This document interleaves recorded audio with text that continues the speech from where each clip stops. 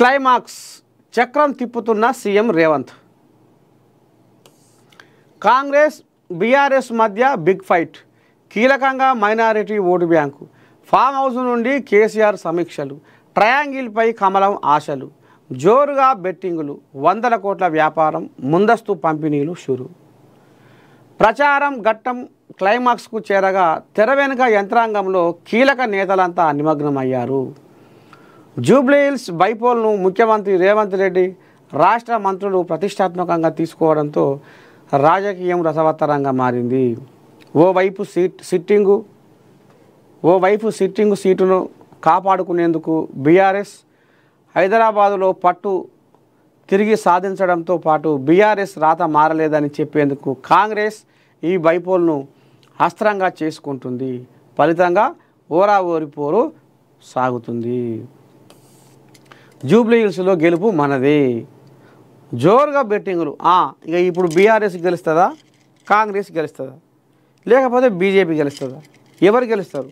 నీదే మాట, నాదే మాట, ఇంకోదే మాట. ఇట్లా బెట్టింగులు కూడా పెడుతుర్రట ఈ జూబ్లీహిల్స్ ఎలక్షన్ మీద. ఇక మరి ఏ పార్టీ పెడుతున్నాయో కోల్యాగలు. జూబ్లీహిల్స్పై జోరుగా బెట్టింగులు జరుగుతున్నాయి. ప్రధానంగా జూబ్లీహిల్స్ ఓటింగుపై తెలంగాణ కంటే ఏపీలోని విజయవాడ, గుంటూరు కేంద్రాలుగా 100 కోట్ల బెట్టింగులు జరుగుతున్నాయి. కాంగ్రెస్ బీఆర్ఎస్ల గెలుపుపై మెజారిటీలపై ఎక్కువగా బెట్టింగులు జరుగుతున్నాయి. స్లమ్ ఏరియాలు ఎక్కువగా ఉండడంతో ఆఖరి మంత్రాంగం వ్యవహారమే కీలకమవుతుందన్న చర్చ ఉంది. ఇప్పటికే 500 కోట్లకు పైగా బెట్టింగులు జరిగినట్లు తెలుస్తుంది. బెట్టింగులకు హైప్ కోసమే ఫేక్ సర్వేలను బెట్టింగ్ రాయుళ్లే ప్రచారంలో ఉంచుతున్నట్లు పలువురు పేర్కొంటున్నారు.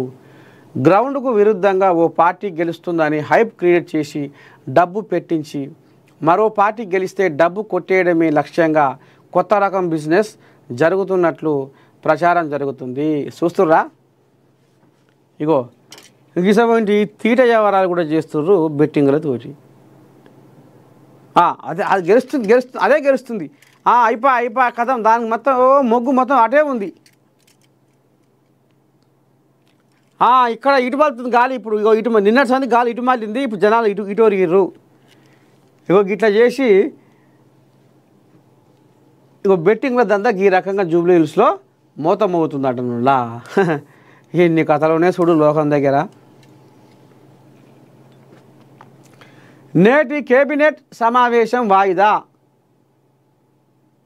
ఈ నెల 12కు వాయిదా వేసిన రాష్ట్ర ప్రభుత్వం. నేడు జరగాల్సిన తెలంగాణ కేబినెట్ భేటీ వాయిదా పడింది. ఈ నెల 12న మధ్యాహ్నం 3 గంటలకు కేబినెట్ సమావేశం జరగనుంది. సీఎం రేవంత్ అధ్యక్షతన జరిగే ఈ సమావేశానికి మంత్రులు, ఉన్నతాధికారులు హాజరు కానున్నారు. వాయిదా పడిన స్థానిక ఎన్నికలపై చివరిసారిగా జరిగిన కేబినెట్లోనూ క్లారిటీ రాలేదు. నవంబర్ 7న జరిగే మంత్రివర్గ సమావేశంలో తుది నిర్ణయం తీసుకోవాలని ప్రభుత్వం నిర్ణయించింది. కానీ శుక్రవారం జరగాల్సిన కేబినెట్ సమావేశాన్ని ఈ నెల 12వ తేదీకి ప్రభుత్వం వాయిదా వేసింది. స్థానిక ఎన్నికల్లో పోటీ చేసేందుకు అమల్లో ఉన్న 2 పిల్లల నిబంధనను ఎత్తివేస్తున్నట్టు గత